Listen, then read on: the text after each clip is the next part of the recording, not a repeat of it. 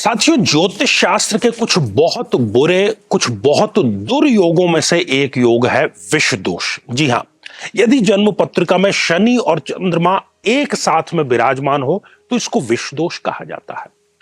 अब इससे निवारण का साधारण सा उपाय यह है कि शनि के लिए आपको लेने हैं काले तिल और चंद्रमा के लिए आपको लेना है थोड़ा सा दूध और शक्कर। इन तीनों को मिश्रित करके आप गोलियां बनाइए और उन गोलियों को, मछलियों को आपको समर्पित करना है शनिवार को संध्या काल में। हर शनिवार को आप करेंगे तो देखिए कि कैसे 3 शनिवार के भीतर ही आपको इस विष दोष से सदैव के लिए मुक्ति मिल जाती है।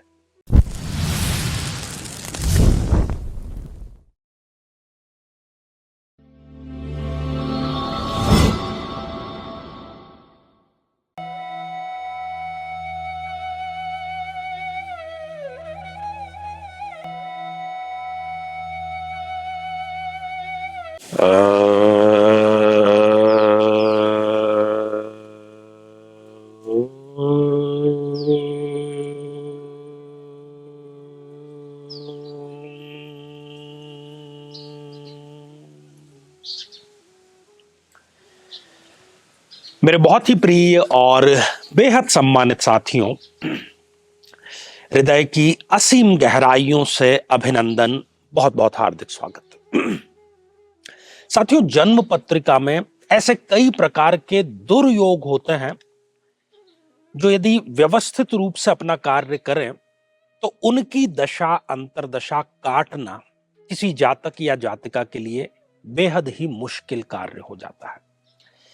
और ऐसा ही एक दोष, एक ऐसा योग है शनि और चंद्रमा, इन दोनों की युति। क्योंकि शनि और चंद्रमा एक दूसरे के बिल्कुल विपरीत है, एक दूसरे के बिल्कुल कॉन्ट्राडिक्टरी है।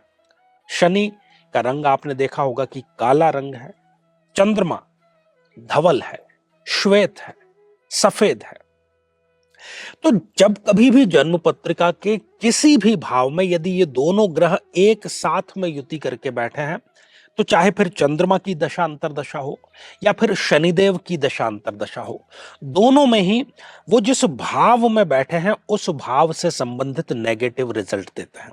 आइए हम एक जन्म पत्रिका के माध्यम से इसको बहुत ही संक्षेप में जान लेते हैं और फिर हम जानेंगे कि यदि ये जन्म पत्रिका में है तो उसका क्या साधारण सा, सरल सा, असरकारक उपाय हम कर सकते हैं। साथियों, यदि ये युति लग्न में ही विराजमान हो तो ऐसे व्यक्ति का शनि और चंद्रमा की दशा अंतरदशा में, जो भी मैं आगे बात करूंगा वो शनि और चंद्रमा की दशा अंतरदशा से ही आप उसका अंदाजा लगाइएगा। तो यदि लग्न में है तो वो व्यक्ति का दिमाग खराब करता है, वो विवेकपूर्ण डिसीजन नहीं ले सकता, वो गलत ही डिसीजन लेगा, विनाशकाल विपरीत बुद्धि जैसे वो डिसीजन लेगा। यदि वो द्वितीय भाव में विराजमान है ये युति, तो अपने कुटुंब से कभी भी इस व्यक्ति की नहीं बनेगी।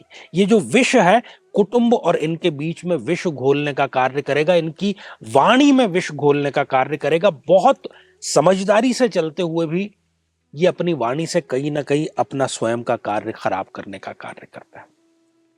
साथियों, यदि ये युति तृतीय भाव में हो तो इनके पराक्रम को, साहस को कहीं ना कहीं खराब करती है और छोटे भाई बहनों से इनके संबंध वो खराब करने का कार्य करती है।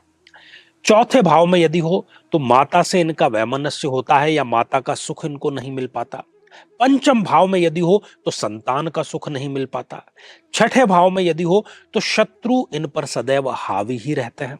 सप्तम भाव में यदि हो तो पति और पत्नी के बीच में कभी भी नहीं बनती, तलाक की नौबत आ जाती है, कई बार तलाक हो भी जाता है।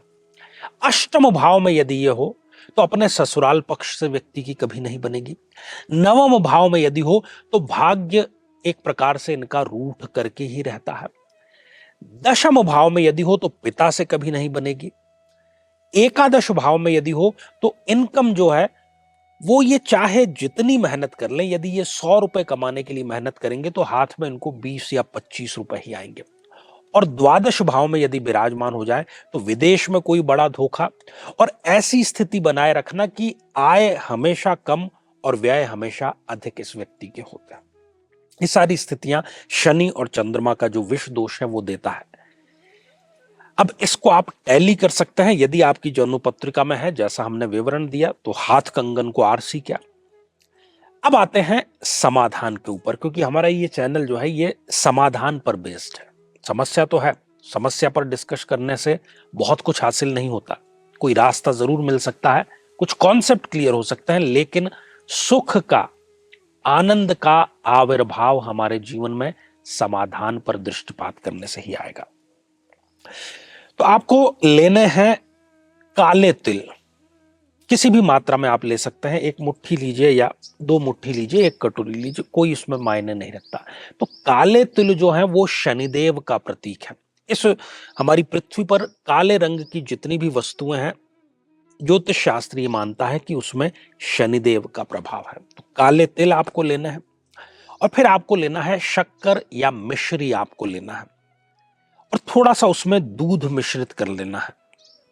आप पीस लेंगे इसको, तिल को, और उसमें शक्कर या मिश्री मिश्रित करेंगे, और फिर दूध थोड़ा सा आपको देशी गाय का मिश्रित करना है। दूध अपने आप में चंद्रमा का प्रतीक है, ठीक है।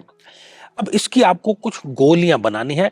शनिवार से आपको ये प्रारंभ करना। देखिए, आपके आसपास कोई नदी, तालाब, नहर, कोई भी वाटर का बॉडी होगा, तो शनिवार को संध्या काल, जब सूर्य अस्त हो रहा हो, जब सूर्य डूब रहा हो, उस समय आपको कुछ जो गोलियां हैं, 11, 21 इस प्रकार की गोलियां होनी चाहिए, और मछलियों को आपको समर्पित करनी है स्वयं अपने हाथ से जाकर के। और आप देखेंगे कि चमत्कार बहुत शीघ्र घटित होगा। शनिदेव की यदि आपको दशा अंतरदशा चल रही है, चंद्रमा की दशा अंतरदशा चल रही है, विश्व योग आपकी यदि कुंडली में है, तो उसके दुष्प्रभाव समाप्त अवश्य ही हो जाएंगे। आप नियमित करें, बहुत अच्छा। नियमित नहीं कर सकते तो शनिवार को तो आपको करना ही चाहिए।